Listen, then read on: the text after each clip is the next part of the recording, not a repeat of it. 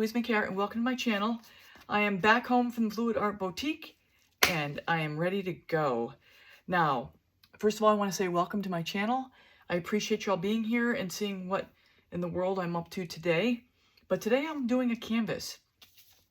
This is a little 20 by 10 by 20, and I just wanted to show you that I'm spritzing the back first to get the canvas more taut.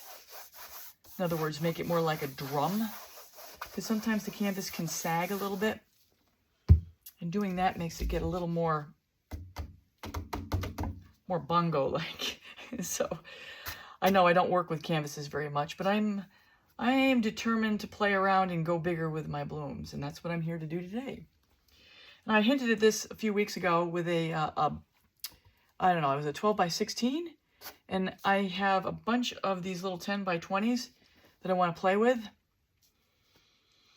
So that's what I have on tap today. I have a very basic color palette. Carbon Black by Golden, Iridescent Bronze by Golden, Quinacridone Nicolazzo Gold by Golden with Zeus, TLP, and my gold combination with 24 Karat by Deco Art and Iridescent Gold by Golden. Golden. Lots of golden. So my thinking here, I've got my Glidden 6011N, and I just want to point out here, you all probably do know this, but whenever I am talking about my paints, I go by the name and the brand, and whenever I talk about my pouring medium or my pillow, I go by the number and the brand. I never say what the kind of paint is. I only say the number, because the number you cannot go wrong with. I just want to make that perfectly clear. I've never said the name of each of these pillows, because I've always gone with the number. Okay, enough said on that. So the idea here today, I'm going to do something I guess is called a vine bloom. I never knew there was such a thing when I did the first one. I just thought I was doing something on my own. Lisa Marvin. So that's who I'm giving credit to on this. So yeah, I'm going to lay down a pillow, and I'm going to lay it down. I'm going to be thin about laying it down. Let's just get going. I'm going to stretch it out, because I don't want to spin this a whole bunch. We'll see we'll see how it goes. So I know with a Dutch pour, they don't spin at all. Oh, I think there's some goober that just landed in there. Let's take a look. So I'm going to probably take a minute here to just stretch this out to the edges of the canvas, and I'll be back when I'm ready to start laying down the colors. All right, I'm going to lay the colors down. Not sure how I'm going to do it. I'm thinking just like a curve, like a long C. And I want to keep it tight because it's going to stretch out. So I'm going to keep it kind of compact.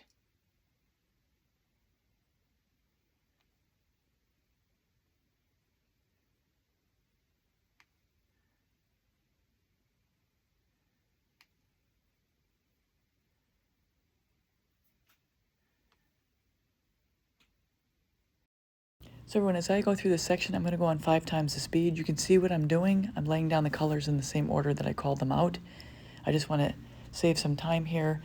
And I will say that in hindsight, as I lay this down, I realized that I really put myself in a bind with this U-shaped design. And you'll see what I'm talking about as I get ready to blow this out.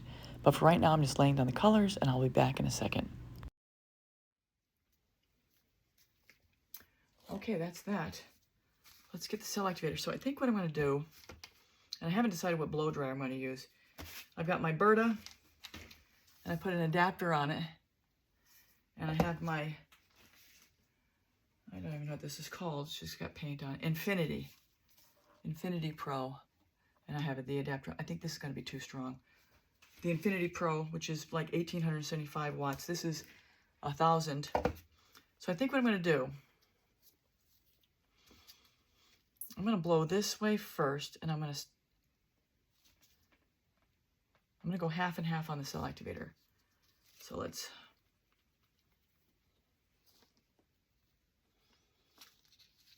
just pour it on. to there. The black. This is the American Floetrol Selectivator recipe.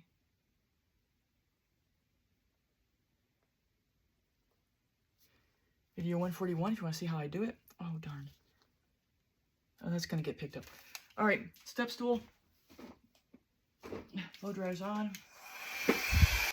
So I'm going to bring the volume here down a lot as I'm trying to blow this out.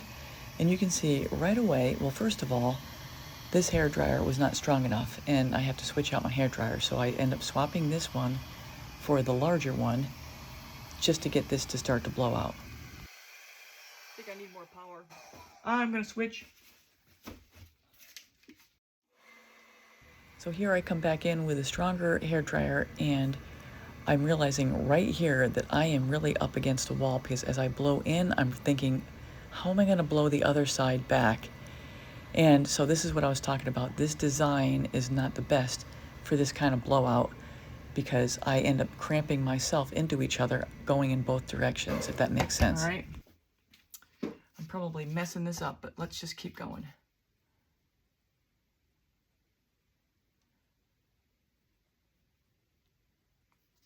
It's the white again. Let me go with the black.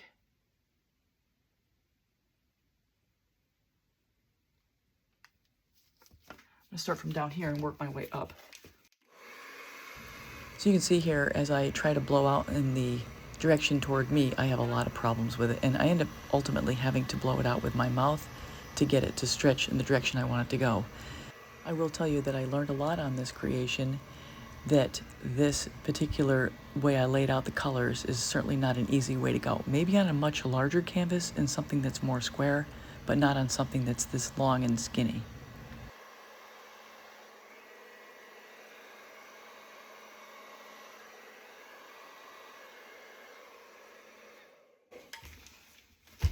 Mouth.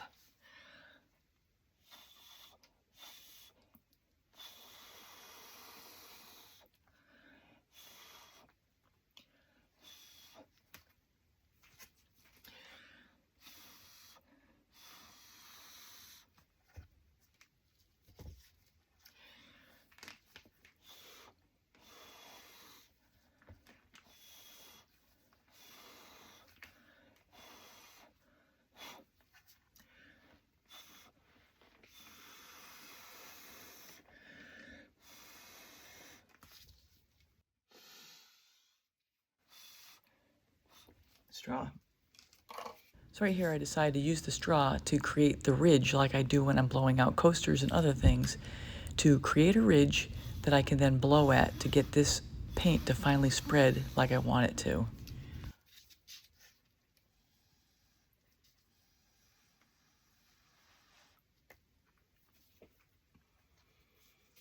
It's kind of weird looking.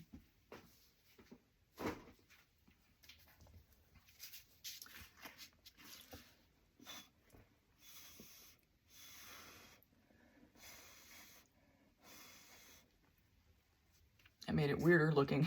Jeez.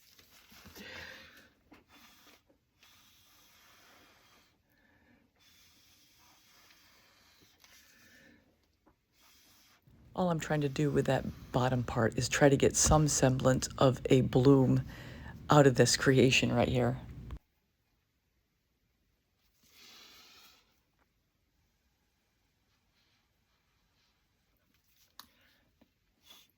And as you see, I end up resorting to blowing from my mouth in order to get the composition to spread out the way I want to in some of the spots I want to get more detail in.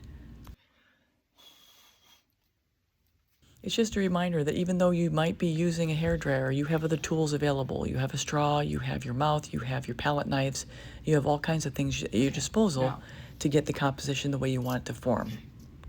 I'm not sure what I'm doing. Palette knife time.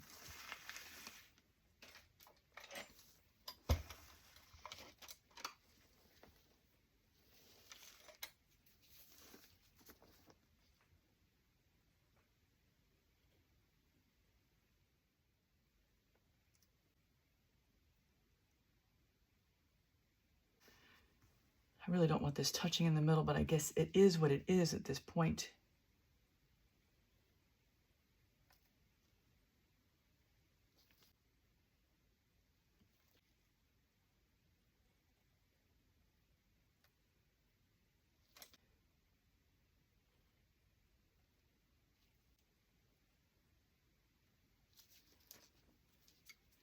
Always mindful of where my fingers are going and my hands.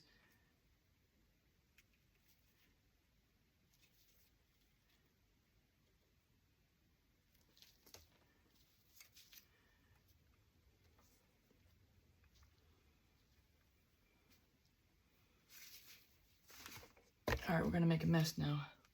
Let me clear the deck. Colors are fantastic.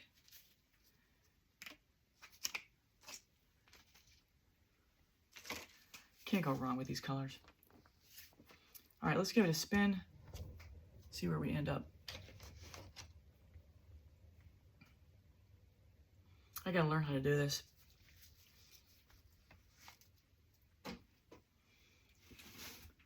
Figure out which hairdryer to use.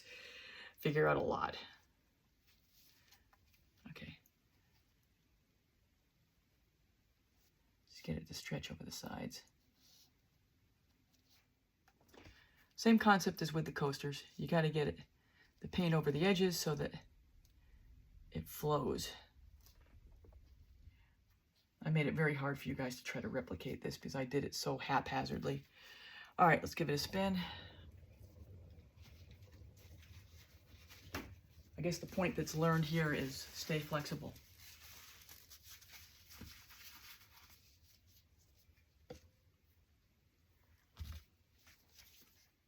So through here, I'm just going to use that spatula to pull the paint all the way to the edges. I'm going to cut some of this out. I'm not sure the shape. I think this is too small of a canvas, too narrow to really appreciate the, to get any kind of dimension to it. But, you know, it is practice. Okay, that's off the edge.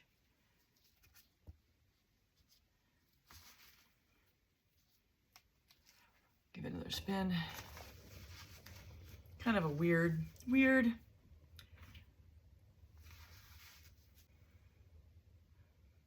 Seems like I should go up the middle and not do a U shape.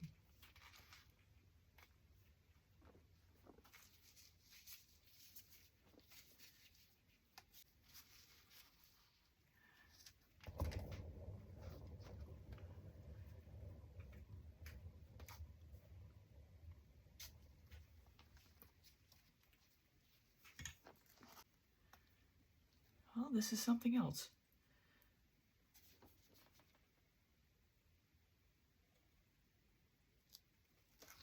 It's kind of weird looking. It's weird looking. Oh my gosh. It's weird. It's weird. But the colors, you can't go wrong with it.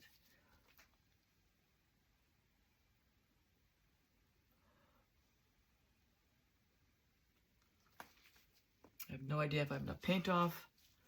I tried to make sure I didn't start with them too much. Colors, though. I love the colors. That's not bad. Oh, it's hard to see. That's how much I have on my center, which is pretty, that's pretty safe. That's pretty safe.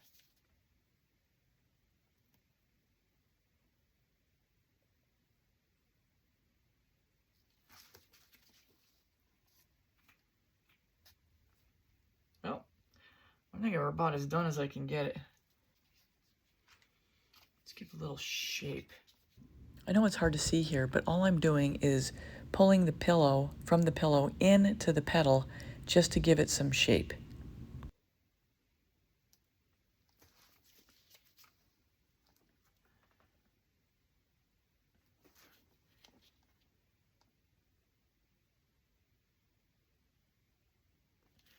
Use this.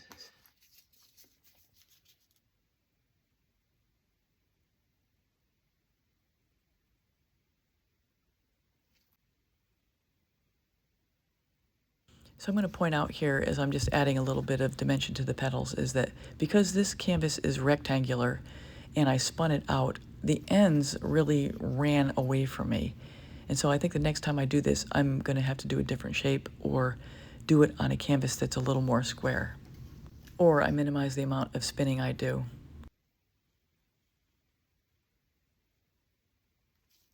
Oh, that wasn't natural. That was a bad location.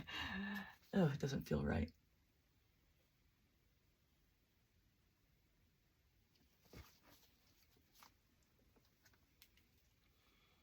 This is quite busy.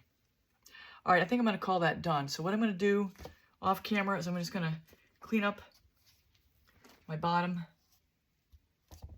Make sure that my bottom's free of paint so the paint stops pulling.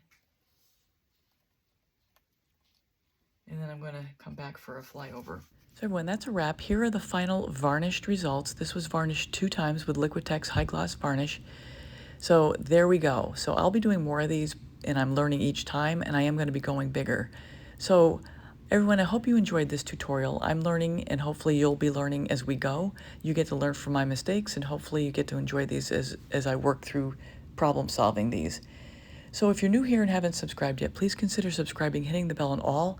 Leave a comment. I get back to everybody, and a thumbs up would be great. And just a reminder to everybody, I have a playlist with all my creations broken down by category, and at the end I'm going to include a snippet of my Shorts Bear videos, and I do have a Shorts Bear playlist as well. Take care, everybody. Until next time.